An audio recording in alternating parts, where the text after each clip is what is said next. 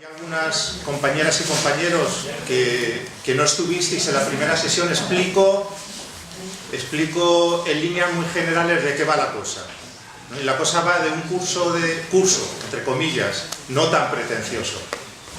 Una actividad, unas sesiones para hablar de economía dirigidas a no economistas.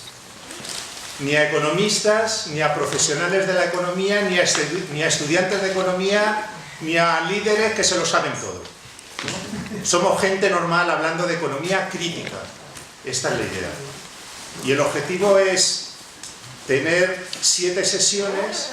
Esta es la segunda de las 7, donde vamos a hablar de asuntos que tienen que ver con la actualidad económica, pero más allá de la estricta actualidad, tienen que ver con la mirada con la que observamos la economía, intentando poner algunos elementos sobre los cuales construir un discurso crítico. Por supuesto, mi objetivo ni podría ni querría, mi objetivo no es entrar en las alternativas ni en la política económica, sino más bien tener este debate general de ideas. Bueno, ya sabéis que esta, quien no lo sepa, se lo comento, que esta es una iniciativa que cuenta con la colaboración del Centro de Cultura y Participación Ciudadana. Estamos en ese local, y que ha sido patrocinada por el Café Feminista, de lo cual me siento súper orgulloso, ¿no? De que sea una actividad promovida por una organización feminista.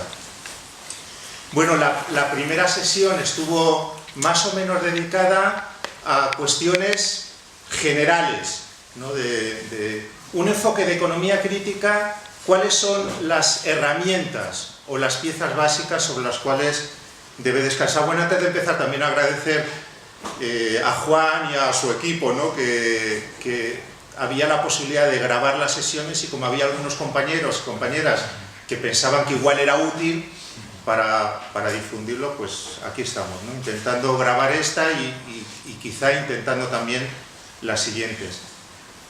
Bueno, dicho esto, la estructura de esto que queremos hacer más o menos es que yo dedico la mitad del tiempo, quizá un poquito menos, a exponer ideas, y la segunda parte a comentar con vosotras y vosotros las ideas. Bueno, la sesión de hoy está dedicada a lo que podríamos denominar en términos genéricos trabajo, empleo y salarios. Por supuesto, hablar de esto es abrir un paquete que es infinito, y por lo tanto no quiero hablar de todo. Aunque quisiera hablar de todo, no lo conseguiría en 30 minutos o 35 o 40. Por lo tanto, quiero seleccionar algunas cuestiones, y las que he seleccionado son estas 5. Algo que he llamado ojo con la información y los indicadores, mercado de trabajo, un mercado, relación entre crecimiento y empleo, un asunto controvertido, el papel de los salarios en la economía, y un último epígrafe, regulación y flexibilidad laboral. Sobre cada uno de estos epígrafes comento cosillas y luego abrimos un debate. Bien, digo ojo con los indicadores, y podría decir mucho ojo con esos indicadores y esa información que es aparentemente objetiva, incontrovertible, que todos podemos coger y poner sobre la mesa. Y la primera cosa que quiero plantear acerca de la información es que los datos que yo busco, o incluso los datos que yo elaboro, dependen crucialmente de las preguntas que me formulo. Lo que quiero plantear en consecuencia es que no existe esa información a la que todos accedemos, objetiva, neutra. No hay ideología. No, lo rechazo por completo. Por completo. Sí hay ideología, sí hay juicios de valor, y sobre todo hay preguntas. Quiero poner un ejemplo. Si yo yo quiero hablar de negociación colectiva, y hablaremos algo en este ratito que vamos a compartir, si yo quiero hablar de negociación colectiva en las empresas que son el modelo, ¿no?, y que todo el mundo toma como referencia de historias de éxito, por ejemplo Volkswagen, supongamos que yo quiero hablar de eso, y quiero hablar de eso, en ese caso tengo que buscar información, pero una información específica. No me valen los datos genéricos, no quiero datos genéricos, quiero saber no solo qué ha ocurrido en Volkswagen, en la planta principal, quiero saber qué ha ocurrido en la red de proveedores de Volkswagen, porque intuyo que el ajuste duro se está produciendo allí. Por lo tanto, me pregunto qué está ocurriendo con la negociación colectiva, qué está ocurriendo con las relaciones laborales en esas supuestas historias de éxito, en esos modelos que todos tenemos que seguir. Si yo, por poner un segundo ejemplo, quiero hablar de la productividad del trabajo, suponeros que me creo que es un indicador crucial, que no podemos vivir sin ese indicador, los economistas, que tenemos que hincar la rodilla, porque es el indicador FETEN, el que todo lo ilumina. Si yo quiero hablar de ese indicador, quiero un economista crítico, creo, que debe buscar información acerca de las condiciones de trabajo. No solo el indicador macro que relaciona la producción con el empleo. No, no me vale. Me vale como primera aproximación, pero es insuficiente. Quiero saber qué está ocurriendo con las condiciones de trabajo.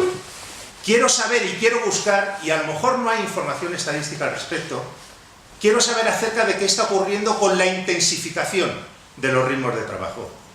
Y quiero saber qué está ocurriendo con las horas extraordinarias, las pagadas y las millones de horas no pagadas que se están haciendo en España y en Europa. Porque a lo mejor lo que está alimentando el crecimiento de la productividad del trabajo es ese elemento. ¿Es una información que me proporciona la economía convencional en el que pone el foco la economía dominante? No. Pasa de puntillas. No lo menciona. Si yo, por poner un tercer ejemplo de lo que es la información tramposa, si yo quiero saber cómo afecta la política del Banco Central Europeo a la desigualdad, el Banco Central Europeo que está en el epicentro, todo el mundo habla de él, yo ahora no me voy a detener, pero si yo me hiciera la pregunta, da la importancia de las preguntas, ¿y cómo afecta esto a la desigualdad? Necesito saber a quién está comprando los títulos, a qué empresas está comprando los títulos el Banco Central Europeo. Y necesito saber qué están haciendo las empresas con ese dinero que está regalando el Banco Central Europeo. Porque si yo no sé eso, estoy dejando información relevante al respecto. Y si yo, por poner un último ejemplo, quiero saber, me pregunto sobre qué efecto tienen las transnacionales sobre el empleo, necesito saber mucho acerca de qué ocurre dentro del centro de trabajo, porque pudiera ser que las transnacionales crearan empleo, pero quizá están creando un tipo de empleo en algunos países que se aproxima mucho al régimen esclavista. Por lo tanto, la primera cuestión que quiero plantear es, hagámonos preguntas, porque dependiendo de qué tipo de pregunta, miro allí o miro aquí, o no miro en absoluto. Los indicadores que nosotros utilizamos al respecto del supuesto mercado de trabajo, que ahora voy a decir algunas cosas que cuestionan ese término, es necesario también someterlos a un escrutinio muy riguroso. Si yo hablo, el otro día comentaba, tasa de desempleo. Ahora está es corriente decir, el desempleo baja y el empleo aumenta. Joder, todos felices. Si eso es lo que queríamos. Pero si yo hablo de población desempleada, no quiero solo el dato. Rechazo que me ofrezcan el indicador de la tasa de desempleo estadístico.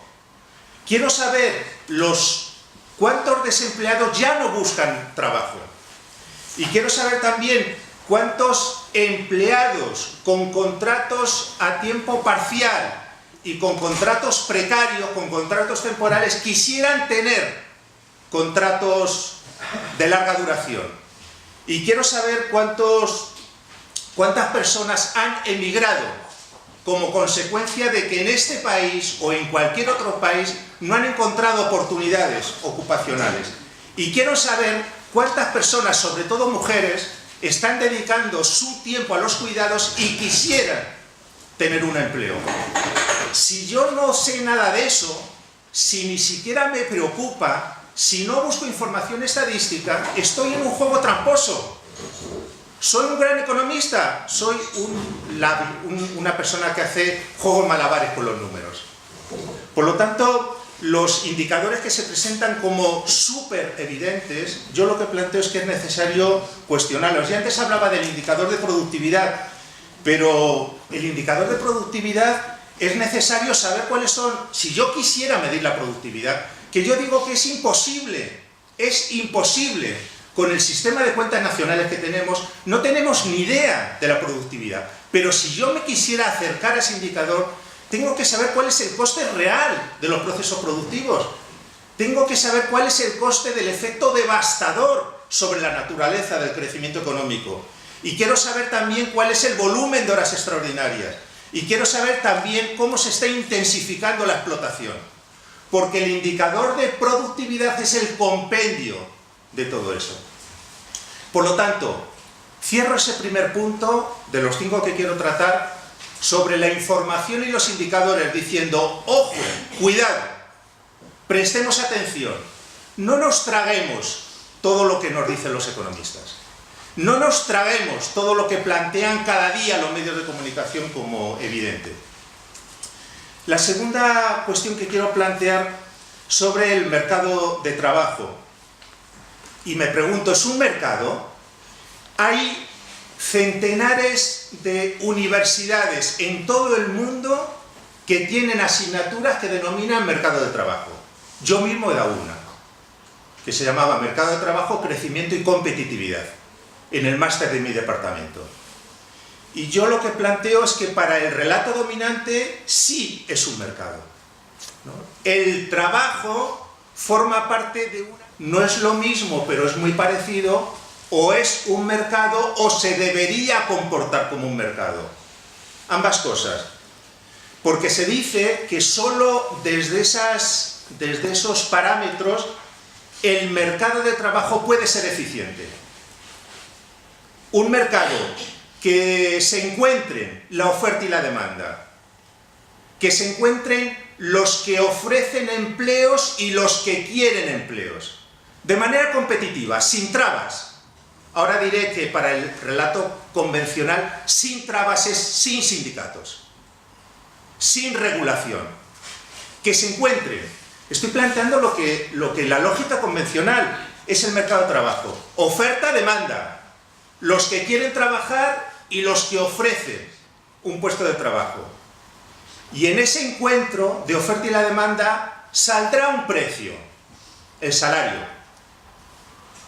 Y si ese salario se forma con esos parámetros competitivos, entonces no habrá desempleo. Esto puede parecer burdo, puede ser incluso banal, pero esto es el ABC de la enseñanza de la economía. Era y lo es. De muchísimos departamentos de economía. Si se encuentra la oferta y la demanda, si hay un mercado, si no hay rigideces, ojo con el lenguaje. Porque ahora diré que las supuestas rigideces son pérdidas de derechos básicos, ciudadanos. Si no hay rigideces, habrá un precio. Y con ese precio, todo el que quiera trabajar encuentra un empleo. Y si no lo encuentra, es que no quiere trabajar. Y si el precio es muy alto, que bajen los salarios. Porque ahora lo comentaré a continuación. Si bajan los salarios lo suficiente, las empresas responderán, como Dios manda, ofreciendo más cantidad de trabajo para todos los que quieren trabajar. Finalmente, el único desempleo que contempla, o el desempleo fundamental que contempla el relato dominante de la economía convencional, es el desempleo voluntario. No quieres trabajar, no aceptas, no quieres trabajar, no aceptas el salario del mercado, no aceptas el salario que surge de la tensión de la oferta y la demanda. En mi opinión, este es un relato absolutamente hegemónico. No poco hegemónico, absolutamente hegemónico en las universidades. Y que forma también parte del discurso político, de la agenda pública.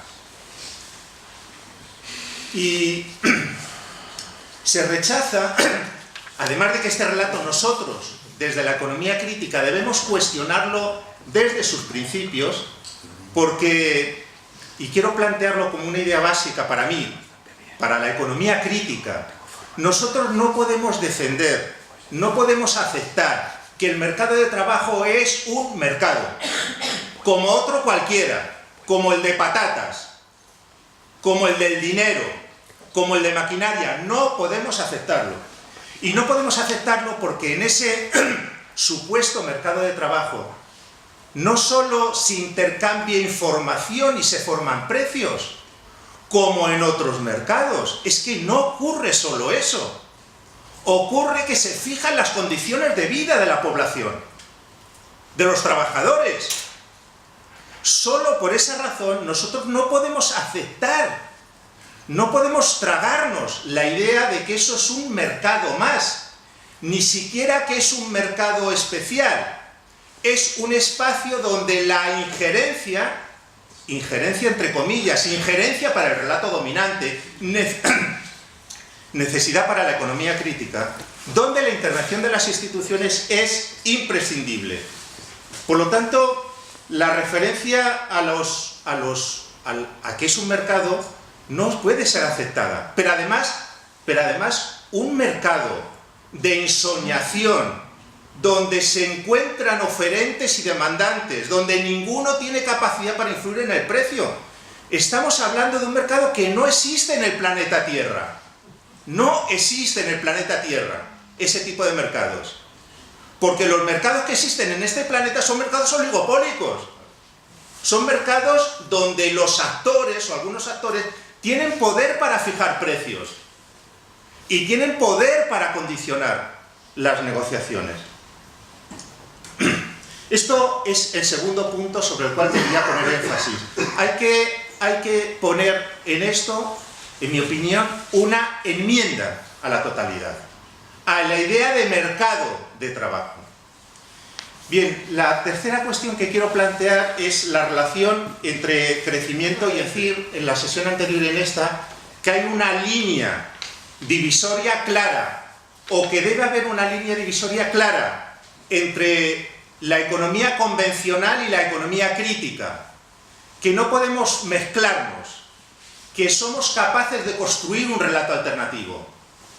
El otro día decía, y para construir ese relato alternativo no nos atrincheremos en lo social, no, entremos en el debate económico, entremos en la construcción dura del relato económico. Pero hay un asunto donde hay una intersección entre una parte de la economía crítica y el todo de la economía convencional, que es en el mito del crecimiento, el icono al que llamamos crecimiento. Y desde la perspectiva que yo estoy planteando, el razonamiento es simple, pero contundente. Y es que se dice, si la economía crece, si crece el Producto Interior Bruto, aumentará la demanda de fuerza de trabajo. Y por lo tanto, si aumenta la demanda, se creará empleo. Y si se crea empleo, terminarán subiendo los salarios. Y se acabó. Este es el cuento. Banal, pero contundente. Este es el eje de la economía convencional. Y yo creo que nosotros también tenemos que ser súper críticos, no poco críticos. Me enmienda la totalidad. Y enmienda la totalidad por varias razones. La primera es que si el crecimiento es tan importante, joder, es que no hay crecimiento. Es que el crecimiento es débil. No es que sea débil con la crisis, es que es débil desde los años 80 del pasado siglo. Es que llevamos más de 4 décadas cuando se prometía el oro y el moro, cuando se decía que la globalización iba a ser un factor de crecimiento enorme, donde las economías capitalistas desarrolladas crecen lentamente. donde incluso atraviesan fases de estancamiento económico, donde incluso hay decrecimiento.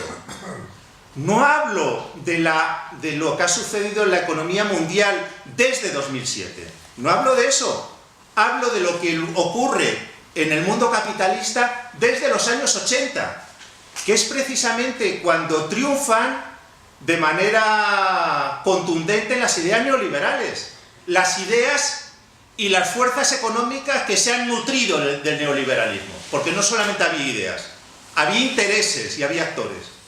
Esos que prometían que se abría un periodo de crecimiento y de dinámica económica expansiva, resulta que no ha sido así. Por lo tanto, para mí la primera crítica que hay que hacer a ese vínculo crecimiento, demanda de trabajo, empleo, la primera crítica es que no funciona el crecimiento. Ni siquiera critico ahora, que lo haré a continuación, que aunque funciona el crecimiento no resuelve el tema del empleo.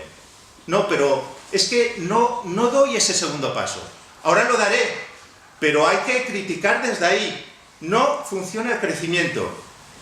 Y que hay una amplia evidencia empírica de que quizá cuando se habla de empleo la cosa tiene más que ver con modelos de crecimiento que con el crecimiento en sí mismo. Pero además, si yo tuviera que hacer una crítica, y creo que los economistas heterodoxos debemos aquí hacer una crítica muy contundente, es que el crecimiento, aunque sea intenso, no crea suficiente empleo para absorber toda la demanda que hay en la sociedad. Punto muy importante. Pero fijaros, estoy hablando de cosas distintas. Primero digo que no está habiendo crecimiento. Nos prometían que, pero no se están cumpliendo las promesas. Pero aunque hubiera crecimiento, incluso en contextos de crecimiento, no se crea suficiente empleo. Y si nosotros introducimos el concepto, que yo creo que hay que introducirlo, de la Organización Internacional del Trabajo, que es el concepto de decencia.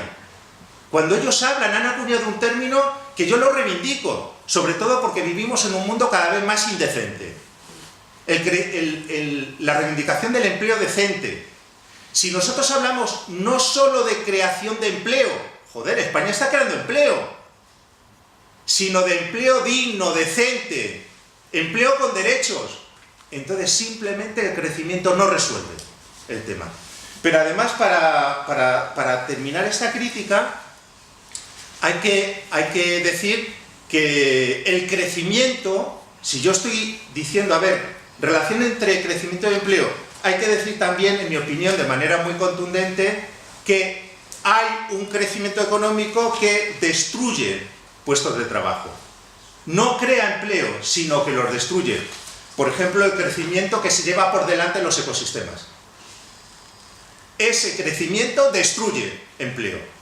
Lo que pasa es que destruye empleo, sobre todo a corto plazo, entre los pobres. ¿Qué nos importa a los pobres? A los economistas. A la economía convencional. A la economía crítica sí, por supuesto. Le debe importar y mucho. Hay que abrir un debate. Nosotros, siempre intentando entrar en el cuerpo a cuerpo con la economía convencional, que a veces parece que nos tenemos que ir de la economía para defender nuestros postulados. No, entremos en el cuerpo a cuerpo. Y entrar en el cuerpo a cuerpo significa que hay que entrar en aquellos factores coyunturales y estructurales que están determinando el crecimiento, que no los han resuelto, que la economía convencional no ha resuelto eso. Pero hay que entrar también en el debate sobre la escasa repercusión del crecimiento en el empleo. Y este es un debate importantísimo, porque es un crecimiento, cuando lo hay, que se alimenta más, y ahora daré un ejemplo clarísimo que antes lo comentaba, se alimenta más de la productividad. ¿Está creciendo la economía española, por poner un ejemplo? ¿Vendemos más en el mercado mundial? Sí. Joder, si es que han bajado los salarios del 30%. Es que si después de eso no vendemos más, apaga y vámonos. Si es que se hacen, el otro día buscaba en el Instituto Nacional de Estadística, y es que hay varios millones de horas extraordinarias no pagadas. Es que estamos en la época que predecía Marx en el siglo XIX, en este sentido.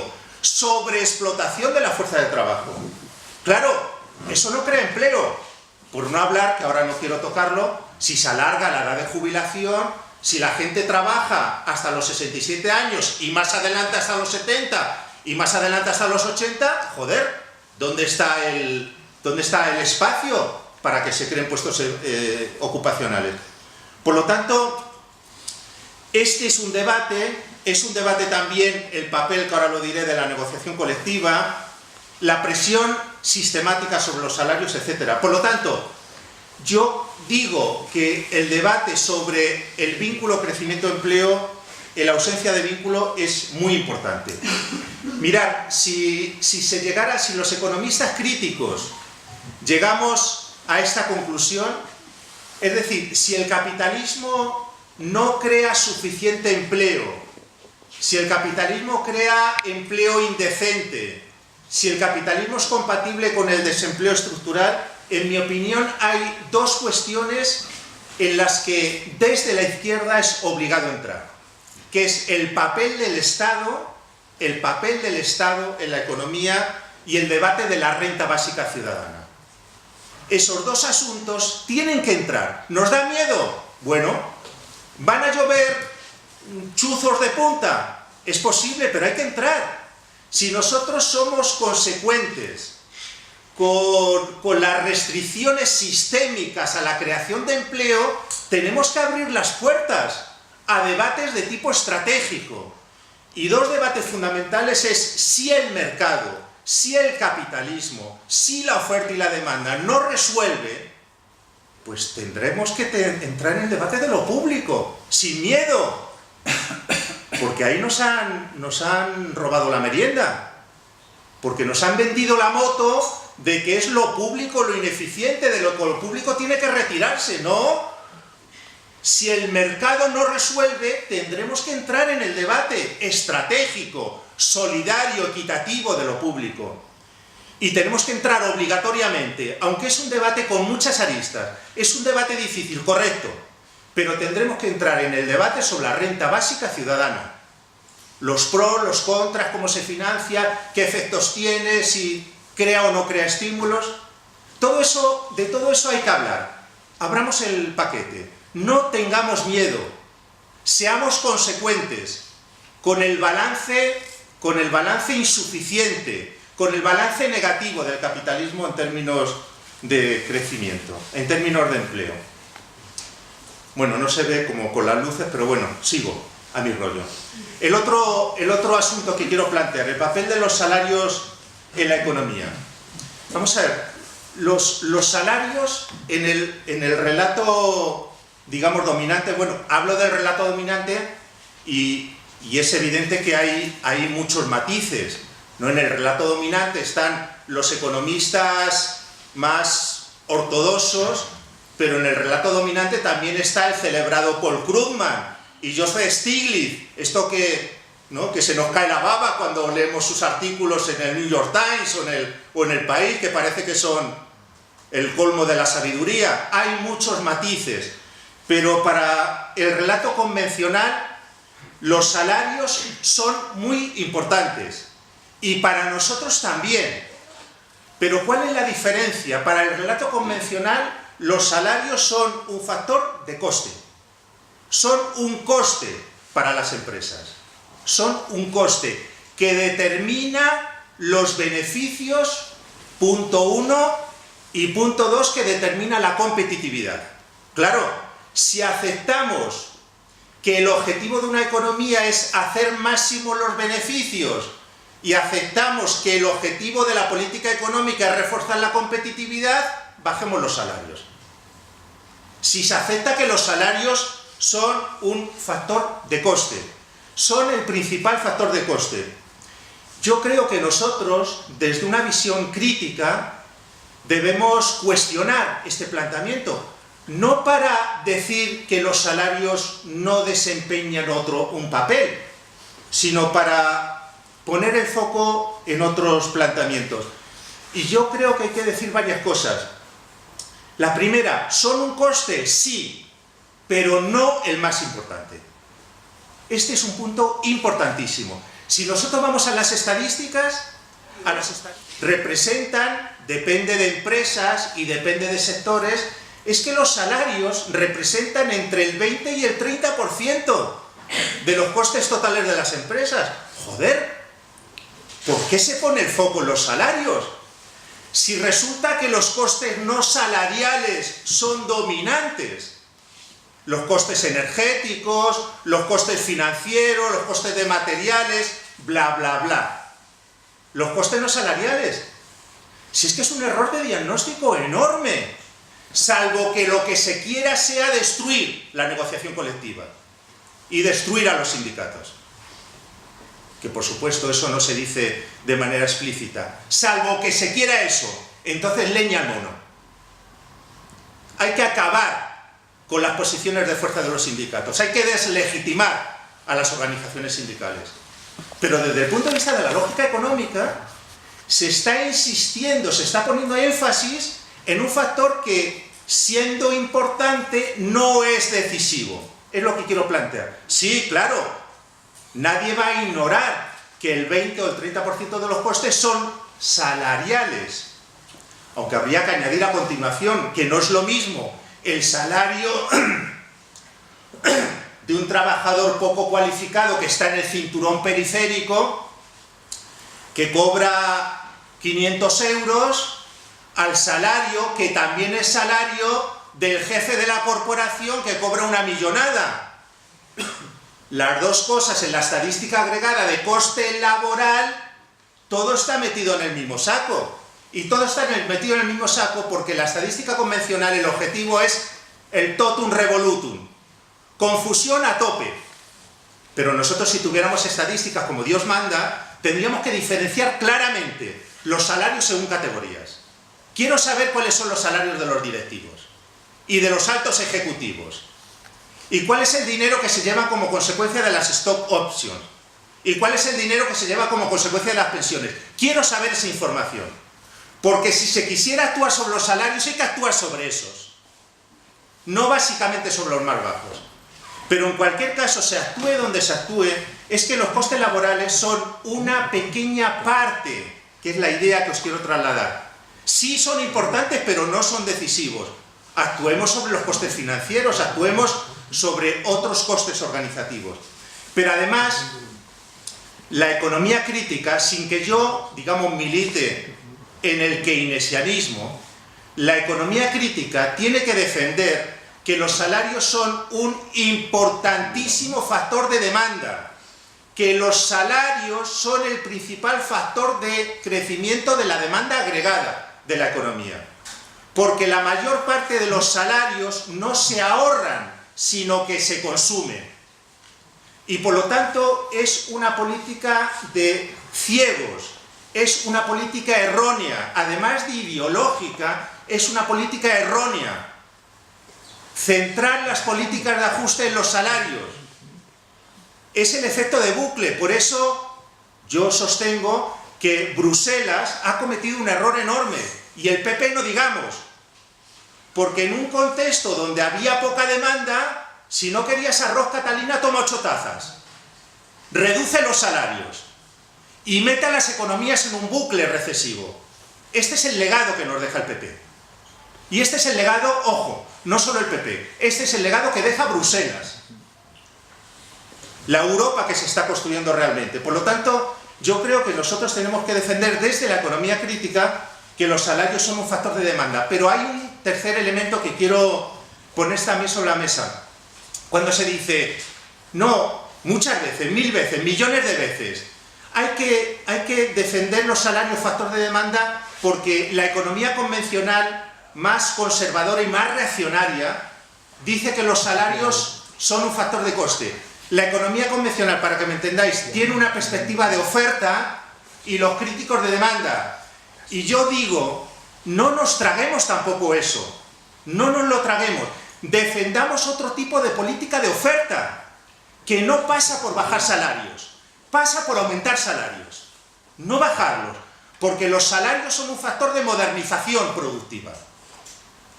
Y los bajos salarios son un factor de estancamiento, no solamente porque afectan a la demanda, sino porque crean una cultura empresarial anti-innovadora. Y por lo tanto, lo que yo planteo desde la economía crítica es que defendamos también otra concepción de la política de oferta, distinta de la dominante. Ya sabemos que cuando hablan de oferta, los economistas mainstream dicen, bajemos salarios para ser más competitivos. No, aumentemos salarios para cambiar el tejido productivo. No solamente aumentemos salarios para que crezca la demanda. No nos situemos en ese terreno, o no solo en ese terreno. No queramos ser más keynesianos que Keynes, joder. Defendamos otro planteamiento. Seamos capaces de criticar a la economía convencional también por sus errores en su perspectiva de oferta. No cabe una modernización profunda de las empresas, no cabe una reestructuración global de los tejidos productivos si no aumentan los salarios. El aumento de los salarios es clave para que la cultura empresarial cambie y para que las empresas sean más innovadoras y las empresas sean más incluso competitivas, sin entrar ahora en si ese concepto es adecuado. El relato que vincula salarios y empleo en la economía dominante es clarísimo y es menos salarios es más empleo. Por lo tanto, bienvenida a la moderación salarial. Quiero decir algo. No se defiende solo la moderación salarial para crear empleo, que no lo acepto. Ahora diré por qué. No lo acepto. Se defiende la moderación salarial porque este capitalismo busca obtener rentas de todos los lados. Es un capitalismo que no crece y por lo tanto se trata de confiscar a la población. Antes crecía, ahora no crece, crece poco, el crecimiento es inestable, el crecimiento es débil y por lo tanto se trata de confiscar. ¿Confiscar qué? A la población. ¿Y confiscar qué? Los recursos públicos. Y por lo tanto el tema de la moderación salarial nos dice, no para crear empleo, no para crear empleo, no. Para crear un capitalismo distinto. No solamente queréis o decís que queréis crear empleo.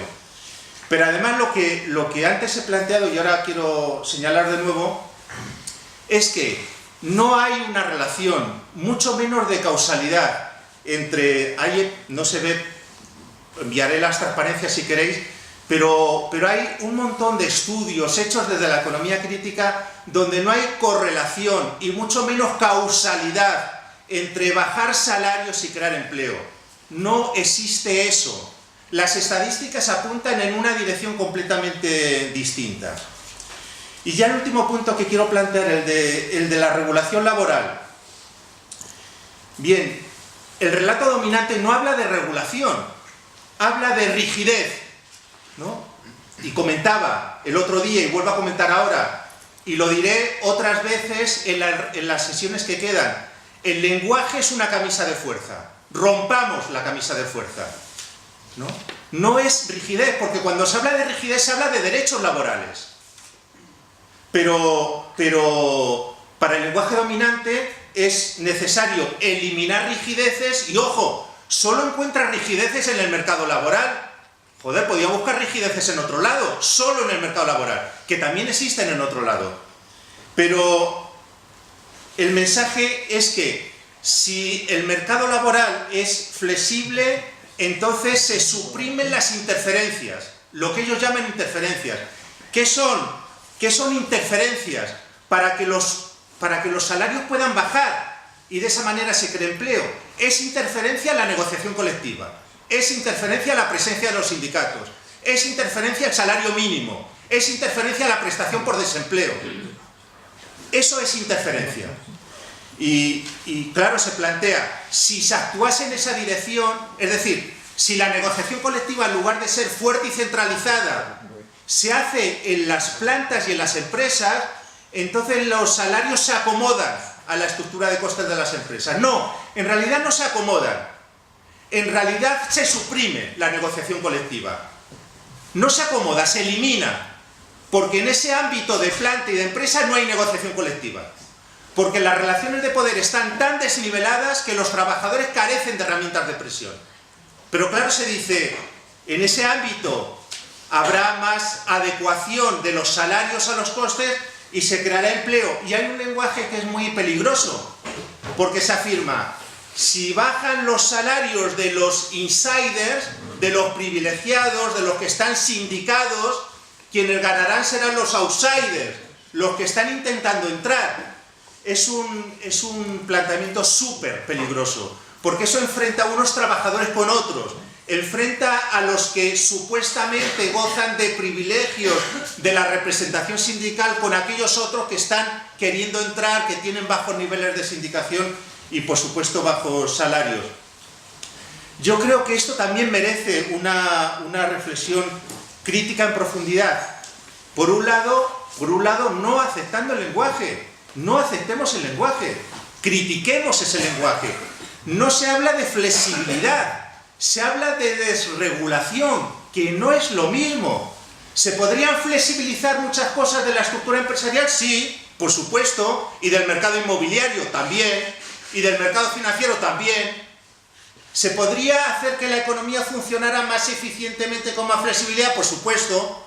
Hablemos de cosas, abramos agenda. Pero ¿por qué cuando queremos hablar de eso ponemos el foco exclusivamente en los salarios y en la negociación colectiva?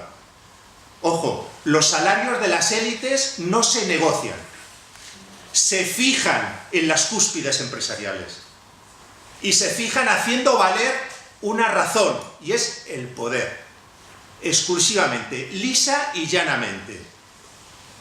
Por lo tanto, yo creo que desde el discurso crítico hay que impugnar el lenguaje, porque el lenguaje es confuso, es tramposo y es ideológico. En segundo lugar, yo la crítica que hago a este planteamiento de la flexibilidad, más allá de la economía, es que estamos hablando de derechos. Es lo mismo que las pensiones. El otro día pensaba, digo, vale, podemos hablar de la mesa un asunto, y es que es un derecho humano básico. Después hablemos de todo. Hablemos de la productividad, hablemos del empleo, malo, bueno, los salarios altos, bajos, de si los viejos son demasiado viejos, si viven mucho, si hay que exterminarlos, ¿no? Hablemos de todo, pero de lo primero que hay que hablar es de que es un derecho humano básico. Y cuando hablamos de la negociación colectiva, y cuando hablamos de los derechos de representación de los trabajadores, y cuando hablamos de la decencia dentro del puesto de trabajo, estamos hablando de derechos, no solo de costes, no fundamentalmente de costes. En tercer lugar, la flexibilidad, la supuesta flexibilidad, en definitiva, el objetivo que ha perseguido y que ha conseguido con creces en España y en toda Europa y en el mundo mundial, es cambiar la correlación de fuerzas a favor del capital. Claro, es muy duro, ¿no? Ese lenguaje despellejado. Entro porque quiero dar poder al capital. No lo dices, pero lo has hecho. Has debilitado la capacidad de negociación y la capacidad de presión de los trabajadores. Quieres cambiar y has conseguido cambiar la correlación de fuerzas. Pero además no hay ninguna evidencia. Hay un montón de estudios que apuntan en otra dirección, solo que son estudios elaborados desde coordenadas críticas que a veces, como saben los colegas que siguen en la profesión, a veces no tienen salida en las revistas académicas que puntúan para la promoción y por lo tanto no valen para nada, no son buena economía, son otra cosa, son los politólogos, son los que no saben economía. Pero es que hay un montón de estudios que señalan que no hay ningún vínculo entre más densidad sindical, más regulación y más desempleo. Es que no hay vínculos. Sí hay vínculos, por el contrario, entre más densidad sindical y más regulación y más equidad. Sí hay vínculos. Y es muy importante para aquellos que creemos que la igualdad, lejos de ser algo pernicioso, es un factor imprescindible para que funcione bien la economía. Para quienes creemos en ese planteamiento decimos que es muy importante que haya regulación en los mercados de trabajo. Y tampoco, por supuesto, hay ninguna evidencia de que menos regulación es más empleo para los trabajadores menos cualificados. Es que finalmente, la creación de empleo depende de un montón de factores de todo tipo que van más allá de la regulación. ¿Que es importante la regulación? Sí, pero metámosle complejidad al tema y ampliemos el número de factores. Por lo tanto, ya con esto termino. Hay otras muchas cosas de las que hablar y seguramente ahora en el debate charlaremos de asuntos, ¿no? Pero yo creo que en torno a estos asuntos tenemos recorrido, tenemos capacidad, tenemos argumentos, incluso tenemos datos, aunque no sacralicemos la información, tenemos datos para sostener una perspectiva crítica, siempre en la perspectiva de lo que yo, el ánimo cuando he planteado este curso, ¿no? O sea, y lo dije en la primera sesión, cuando nos dice, no, la economía funciona pero no llega a donde debe llegar. No, mi idea, y con estas sesiones quiero insistir en ella, no, mi idea es que no funciona la economía. No es que no llegue a los que se lo merecen.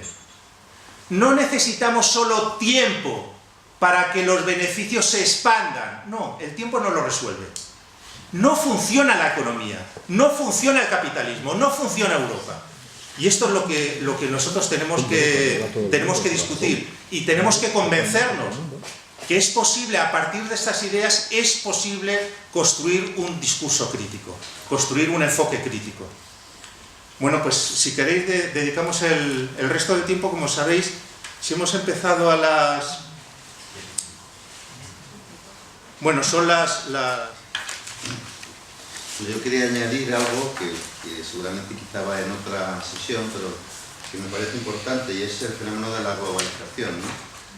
La globalización, en particular la financiera, pero también la comercial, también es una herramienta para bajar los salarios, ¿no?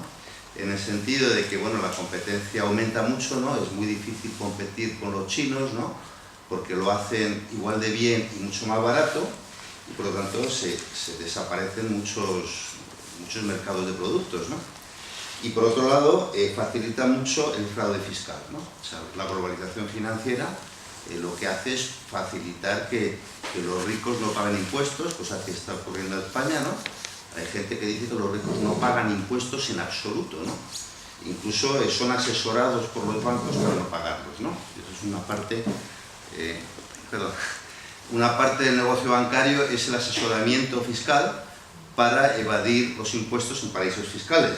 Y eso se hace, digamos, con el amparo del Estado y sin imponer ningún tipo de traba a esta conducta. En ese sentido, bueno, pues yo creo que la presión sobre los salarios también procede en parte de la globalización, ¿no? Que quita, digamos, poder a los sindicatos. Un aspecto muy concreto. En todo el periodo de crisis que ha pasado el capitalismo español en la última década, y bueno, y en toda Europa y Estados Unidos y tal, o sea, las economías más avanzadas, ¿no? Entendidas como tal. Los costes de cara a los empleos es la pérdida de los mismos, de los puestos de trabajo. Ahora bien, en estos años también se ha producido una evolución muy profunda de los sistemas de producción en términos de robotización, automatización, la informatización de los procesos de manufacturación y de producción, lo cual han hecho que desaparezcan puestos de trabajo. Estos puestos de trabajo no se van a recuperar. El sistema no creo que vaya a recuperarlo, o sea, que quite la máquina que ya tiene para poner a 5 operarios que le sustituyan. Y además que pueden hacer huelgas, son susceptibles de hacerte huelgas y de negociar a través de un sindicato. Y la máquina no lo hace. Los procesos de automatización son totalmente previsibles y controlables, con un mínimo de mantenimiento. A lo que voy, el sistema, además de todo lo que has apuntado tú, incapaz de producir empleos por las circunstancias que tú has señalado, es que está la revolución de la producción industrial, en términos de que la mano de obra humana, en muchos procesos, muchísimos, cada vez más, ya no es imprescindible. Están las máquinas, los robots. Eso agregado a la deslocalización de la globalización, que se ha llevado las manufacturas a regiones con unos precios de mano de obra bajísimos en comparación al origen, esos tampoco van a volver. Entonces, no quiero extenderme, pero a lo que yo quiero vincular esta circunstancia de pérdida de empleos no recuperables ya, que se encuentran por cientos de miles, quiero vincularlo a la renta básica universal incondicional. Nada más. Bueno, Gracias. sí. No, yo quería hacer una pregunta, porque he oído que todos los bancos tienen una serie de agujeros negros, la capitalización de ellos. No sé si eso es verdad. ¿Perdón? ¿Si los bancos? Tienen agujeros negros, o sea, no pueden administrarse o no pueden... Vale. ¿Alguna...? Me parece que había algún compañero más que quería... Ah, sí, perdón. Quiero contar simplemente una cosa. Ponte el... Hacia 1997, 96, yo pues empezaba ya, tuve mi primera experiencia buscando trabajo, ¿no? Y me encontré con una frase que a mí siempre me espantó porque vi lo perversa que era, pero en cambio el resto de compañeros no la comprendían. Que era una frase que nos decía la persona que empezaba a hacer las entrevistas, que era: si a la empresa le va bien, al trabajador le irá bien. Esa frase a mí, desde que la escuché, me pareció terrorífica. Pero, curiosamente, y estoy hablando ya de mediados de los 90, el resto de compañeros no solo que la asumían, sino que lo veían normal, incluso hasta benéfico. Y eso creaba una situación muy complicada, porque cualquier protesta que uno quisiera hacer, ya te enfrentaban al resto de compañeros trabajadores. Te decían: estás poniendo en peligro nuestra situación, nuestro trabajo. Luego, otra cosa, y termino pronto. Yo pertenezco a una generación donde hace 15 años empezamos a vivir la precariedad, pero tuvimos que aguantar que se nos dijera: no protestes, que menos da una piedra. Aguanta, aguanta. Con todo esto quiero decir que hay veces que hay que empezar a protestar cuando se oyen los aullidos de la fiera y no cuando se tiene a la fiera encima, ¿no? Que se está viviendo, pues, el haber dejado hacer en cierta manera. Y luego, y ya termino, lo draconiano que son las empresas de externalización, cuando se meten en lo público. Y cómo dificultan la labor sindical y de lucha del trabajador. Cuando una empresa sindical se mete en un organismo, una empresa de externalización se mete en un organismo público, el trabajador que va a trabajar ahí está completamente aislado. Lo primero que te dicen es que no puedes hablar con los funcionarios, que no puedes establecer ninguna relación, pero ni siquiera de hablar o ir a tomar un café, que tú eres el trabajador de esa empresa de externalización. Y ese trabajador de esa empresa de externalización tampoco conoce al resto de trabajadores que están en esa empresa. Por lo tanto, lo que hacen es obstaculizar el que uno pueda conocer a otros trabajadores que están en esa empresa de externalización y estén viviendo problemas similares en otros sitios. No, con todo esto lo que digo es que lo que se ha hecho es fomentar un individualismo terrorífico donde ya es muy difícil la conciencia de clase.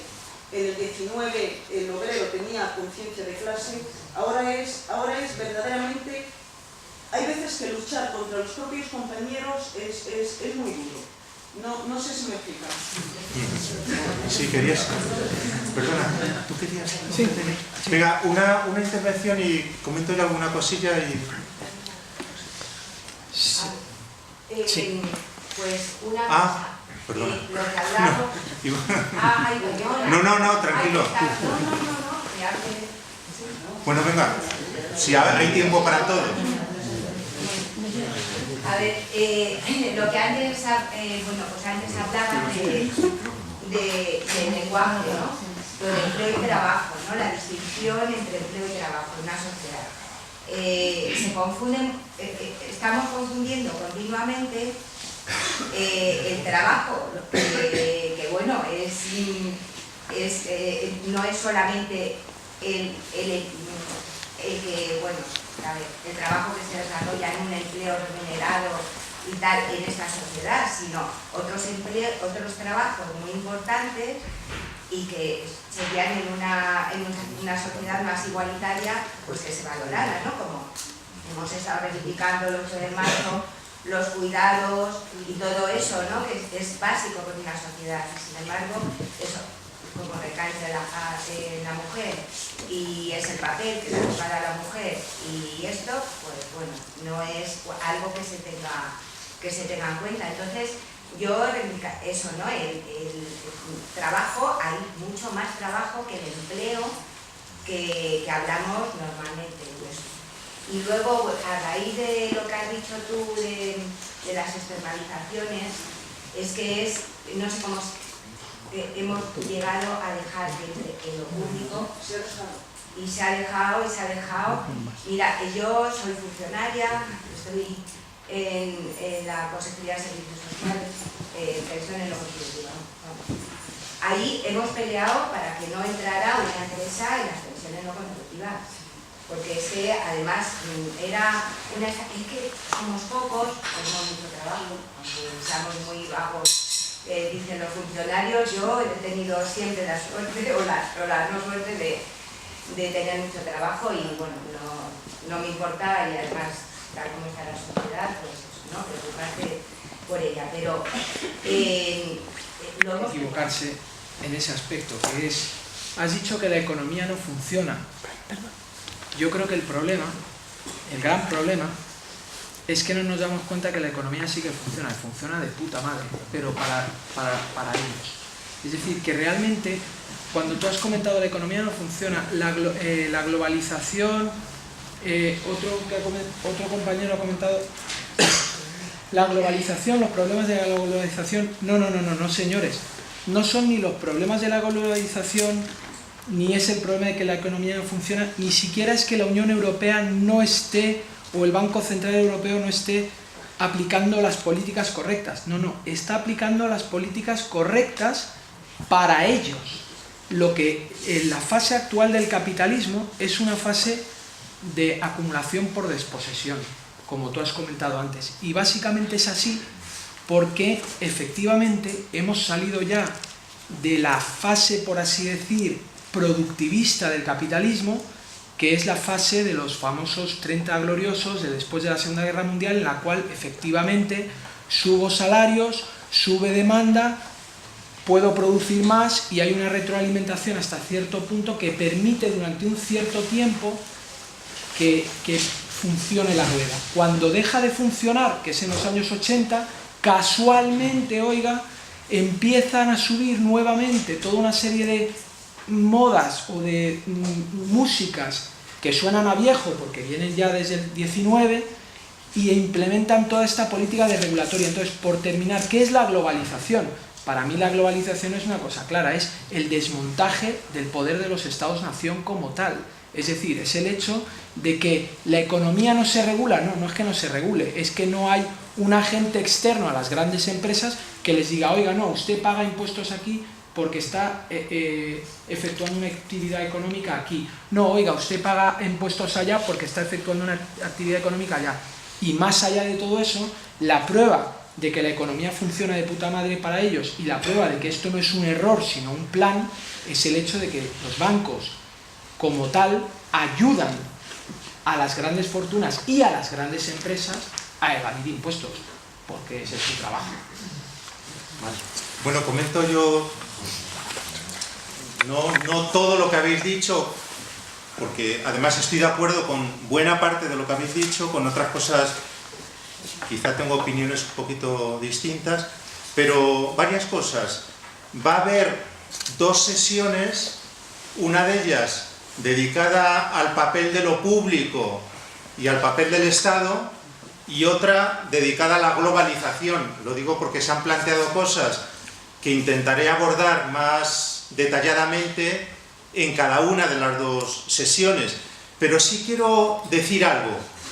Para mí la globalización es un factor importante, pero no comparto el diagnóstico de que nuestro problema, hablando del trabajo y del empleo, nuestro problema está en la globalización, aun cuando es un factor muy importante. Por ejemplo, creo que un problema muy importante está en la captura de las instituciones por parte de las élites económicas que se han apoderado de la agenda.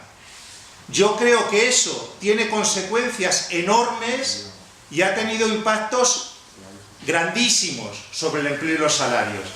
Yo soy más bien partidario de un diagnóstico donde, sin descartar, sin ignorar la importancia que tiene la globalización, sin embargo pone en su lugar también factores internos, dinámicas internas, que tienen que ver con las políticas y los actores que manejan esas políticas. Eso por un lado. Sobre el tema de la fiscalidad hablaremos en otra sesión, pero es evidente, en las 4 últimas décadas la contribución de las rentas del capital y de los patrimonios a los ingresos públicos se ha reducido continuamente. Los ricos pagan cada vez menos impuestos y por lo tanto eso reduce las capacidades de los estados nacionales para aplicar políticas. Y eso ha tenido consecuencias enormes en la crisis. Sobre ese asunto quiero volver en la sesión que corresponde. Bien, yo efectivamente creo que la tecnología, el cambio técnico es un factor a considerar a la hora de analizar la limitada creación de empleo, aunque yo no lo situaría en el centro.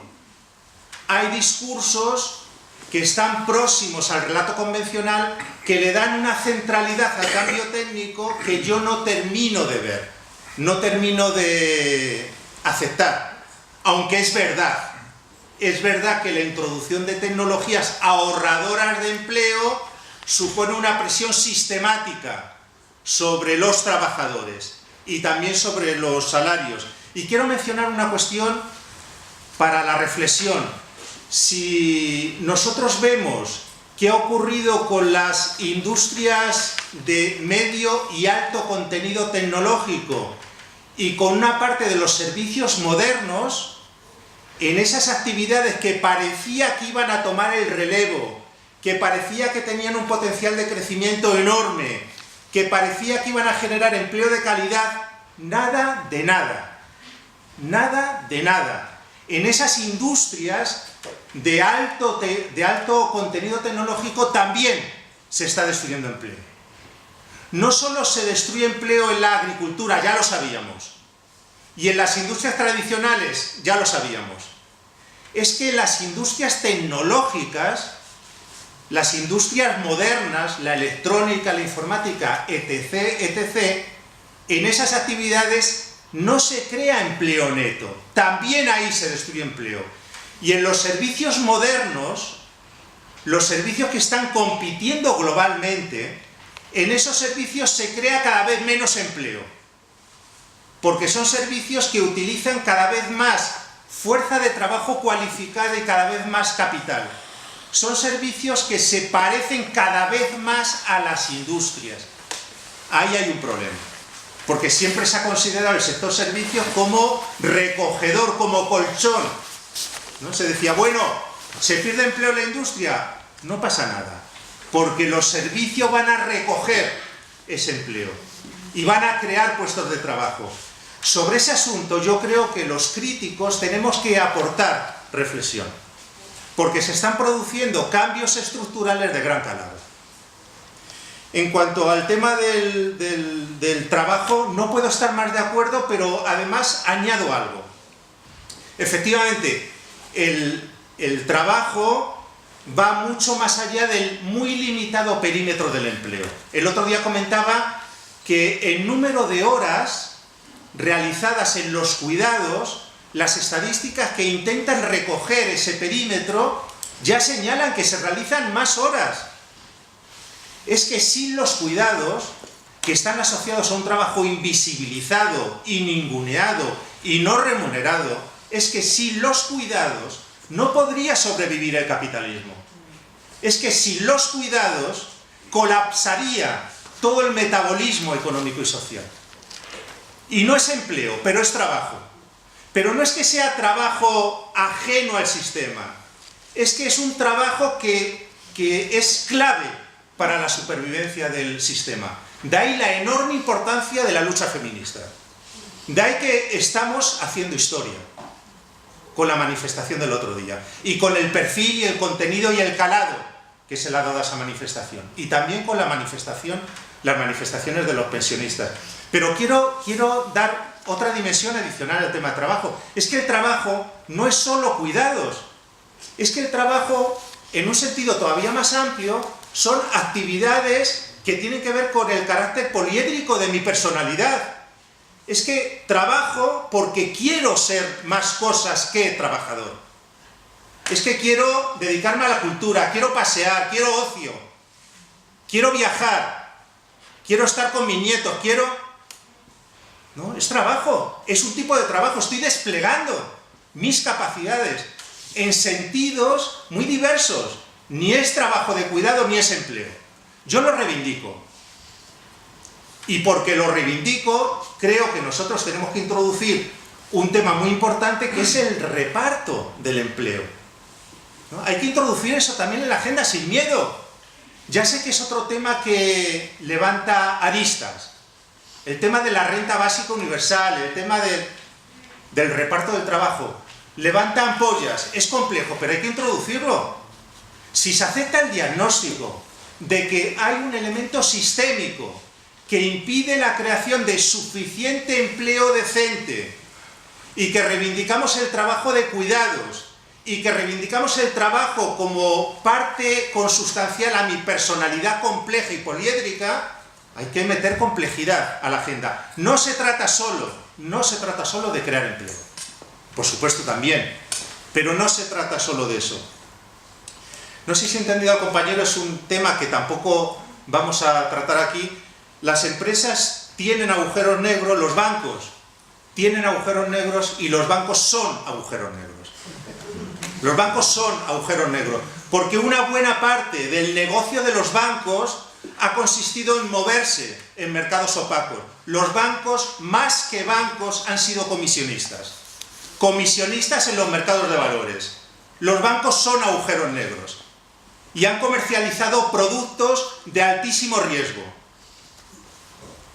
Y ese es un temazo en sí mismo. Lo que son los bancos relacionados con los derivados, los mercados opacos, las operaciones de alto riesgo, las comisiones, lo que se han hecho con las hipotecas subprime, temazo, agujero negro, muy lucrativo, muy pernicioso para la economía, que ha destruido muchos empleos. Porque ese dinero que ha ido al nicho financiero no ha vuelto. ¿Para qué volver? Si ahí estoy obteniendo rentabilidades extraordinarias y no pago impuestos, ¿para qué voy a volver? Me quedo. He ido al casino y me quedo en el casino. Y entre tanto, la inversión productiva cae y cae. Y se mantiene en una situación de atonía. Y sí, hay un problema con el capitalismo. El capitalismo tiene un problema. Por supuesto que sí. ¿Y los indicadores dan? Por supuesto que sí. Es que si yo miro, y hoy me leía un informe de un instituto que es muy mainstream, muy línea dominante, quiero decir que no es economía crítica, y ellos decían, tenemos un problema. Si nosotros miramos qué ha ocurrido con la productividad en los últimos 40 años, en el mundo capitalista, es que no ha dejado de caer la productividad. Y por supuesto, eso es un límite para el proceso de acumulación. efectivamente, lo que está ocurriendo con el mercado de trabajo, los procesos de externalización y de deslocalización no es lo mismo, pero forman parte del mismo pack, busca una nueva lógica competitiva, pero también está buscando debilitar las capacidades de presión y de negociación de los trabajadores. Y a eso se han prestado, que yo no quería entrar aquí en lo concreto, a eso se han prestado las administraciones públicas. Se han prestado sabiendo que lo que estaban concertando con las empresas privadas implicaba reducciones de salarios. Porque no estaban en los pliegos, no exigían en los pliegos unas condiciones decentes. Menos salarios y menos negociación colectiva. No, y se me olvidaba antes, claro, forma parte de la iconografía, fundir y confundir intereses de la empresa y de los trabajadores, forma parte de la ideología. Es que es inaceptable porque resulta, y lo traeré a colación el próximo día, resulta que desde hace un montonazo de tiempo, antes del euro, ya hablaremos del euro, antes del euro, no echemos todas las culpas a la moneda única, aunque tenga una parte muy importante, no todas las culpas. Mucho antes del euro, los salarios se han descolgado del crecimiento de la productividad. Si los trabajadores formaran parte del proyecto empresarial, de acuerdo a la teoría económica dominante, los salarios tendrían que haber crecido en línea con la productividad y haberse mantenido el peso de los salarios. Pero lo que ha sucedido en España, en Portugal y en Grecia, y en Suecia y en Noruega y en Estados Unidos, en todos los sitios, en todos los países, lo que ha sucedido es que el peso de los salarios en la renta nacional se ha reducido. Y eso quiere decir que el peso de los beneficios ha aumentado. Y eso significa que todos no somos la empresa, unos más y otros menos. Claro, esto ha funcionado. Con la deslocalización se decía, no os preocupéis, que ganamos todos. ¿No? Pero en el relato ideológico es, gana la empresa porque será más competitiva, conservaremos el empleo, mejorará la retribución de los accionistas, mejorará la posición de los directivos.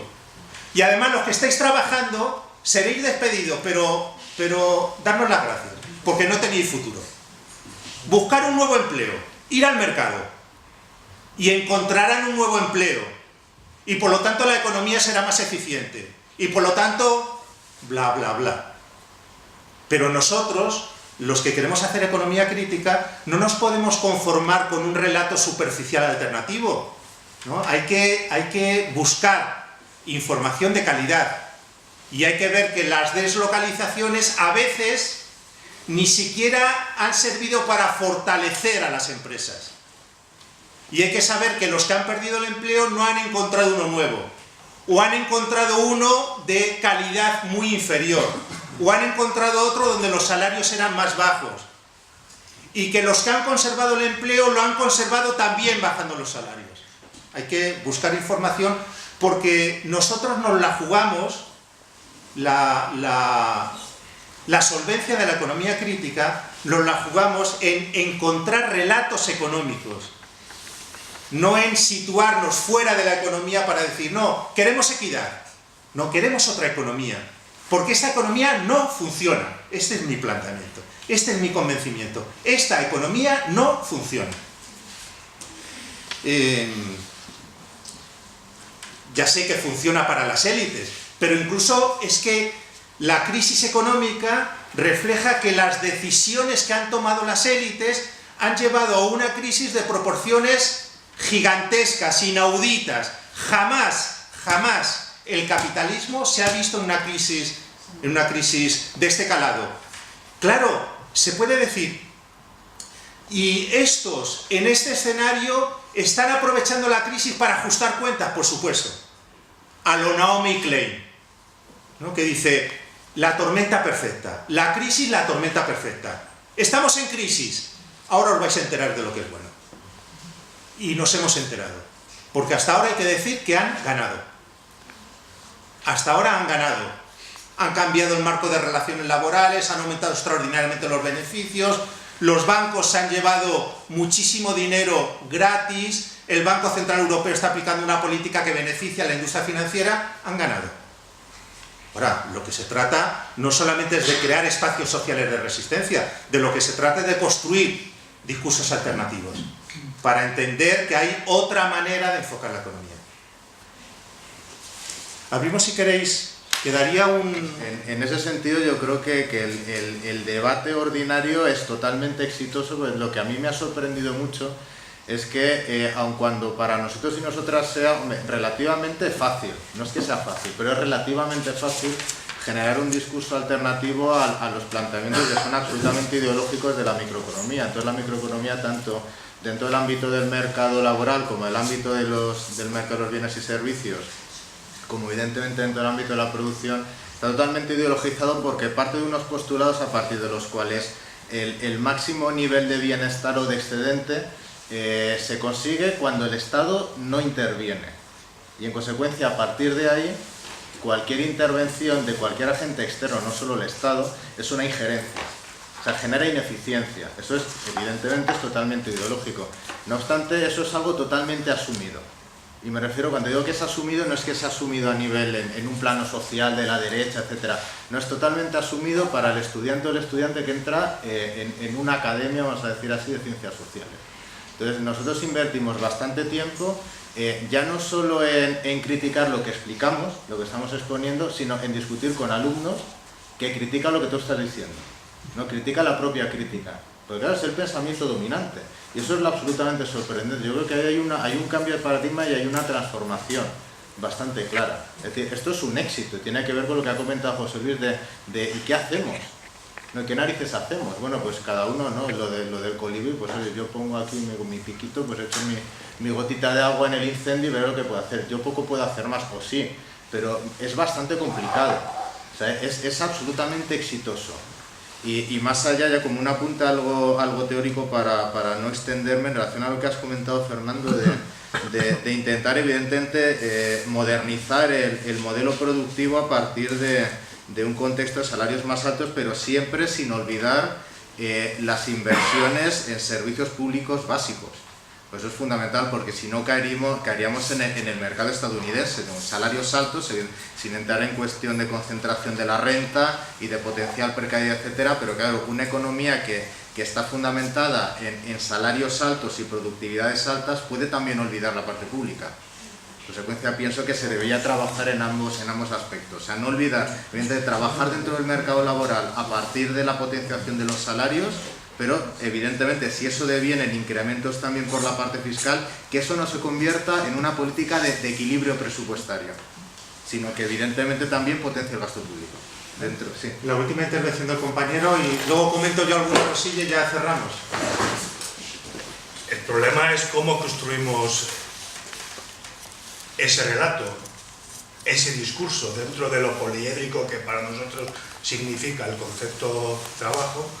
Por ejemplo, en lo que ya se reivindicaba en el siglo XIX por un señor que escribía por el derecho a la pereza, que era Paul Lafargue, que ya a finales del siglo XIX, tras la revolución industrial, se reivindicaban 22 horas de trabajo semanal. Imaginemos con los adelantos tecnológicos en los que estamos, cómo construimos ese discurso, ese relato, para que a nuestros semejantes no les entre la risa, reivindicando una jornada semanal de 15 horas con salarios más que decentes. Ahí ya vamos, si os parece, vamos cerrando, porque algunas de las cosas que planteáis las vamos a discutir en las próximas sesiones. Vamos a ver una cosa que se planteaba: ¿qué hacer? ¿No? ¿O qué se puede hacer? ¿O qué se debe hacer? Es un pedazo de pregunta que no se puede contestar ahora. Pero yo creo que si en España, si hablamos de España, para mí, respecto de lo que hemos hablado, clave, no es lo único, pero condición sine qua non para hacer otras políticas, es derogar la legislación laboral. clave, derogar esta reforma laboral del PP y la anterior del PSOE. Clave, clave, clave para reequilibrar la correlación de fuerzas. Clave para crear espacios donde sea viable la negociación colectiva. Clave para que aumenten los salarios. Clave para que se oiga la voz de los trabajadores. ¿Esto lo resuelve todo? No, pero esto es el nudo gordiano de la solución. Por eso, y eso forma parte de una política de oferta, de una nueva política de oferta. Porque la única política de oferta, cuando se habla de economía, cuando se habla de política de oferta, los economistas críticos salen corriendo y enarbolan la bandera de la demanda. Y yo lo que digo, no hagamos eso. No nos defendamos diciendo que queremos que aumenten los salarios para que consumamos más dinero en los bolsillos, más compra, bla, bla, bla. De eso sí hay que hablar. Pero defendamos también de manera exigente otra concepción de la oferta. Otro planteamiento del papel de los salarios. Otra idea de empresa. Otra idea de modelo productivo. Y no nos limitemos a reivindicar, no, es que crear un nuevo modelo productivo. Bueno, pero abramos ese paquete, digamos algo más que generalidades y banalidades, que es donde está ahora mismo buena parte del discurso de la izquierda, ¿no? Y por supuesto, respecto del tema de cómo empezar, ¿no? Se puede empezar de mil maneras. Yo empiezo así, o sea, yo propongo una actividad donde vengáis o venga gente que no es economista para compartir reflexiones y para llevar, porque para mí es clave, para llevar el debate de la economía fuera de donde está situado, que es un no debate, es un debate lleno de tecnicismos, lleno de sofismas, lleno de falacias. Saquemos el debate de ahí y llevémoslo a la sociedad, ¿no? Y hagamos esto de mil maneras. Yo estoy defendiendo también desde Europa, desde intentar llevar de aquí a las elecciones, me salto ahora de tema porque estamos terminando, intentar llevar el tema de qué Europa queremos, llevarlo a los espacios sociales, ¿no? Que participe la gente. Esta no nos gusta, ¿por qué? ¿Y qué queremos a cambio? ¿Queremos seguir? ¿Queremos dentro otra cosa? ¿Queremos salirnos? ¿El euro sí, el euro no? Discutamos, abramos ese debate. Es la manera en como yo creo que nosotros podemos dar pasos. No serán grandes pasos revolucionarios, pero son los pequeños pasos que, en mi opinión, terminan creando masa crítica de cambio. Porque finalmente el cambio lo hacemos los de abajo. No se hace solo desde las instituciones, no se hace desde las cúpulas. Y por lo tanto es miles de actividades pequeñas para crear esa masa crítica ciudadana que hará posible el cambio. Porque o esto o no habrá cambio. Esto es mi planteamiento. Una cuestión muy que me da hasta no sé qué decirlo. Como este es un espacio social que hay que contribuir a su mantenimiento, aquí hay un vasito que está vacío.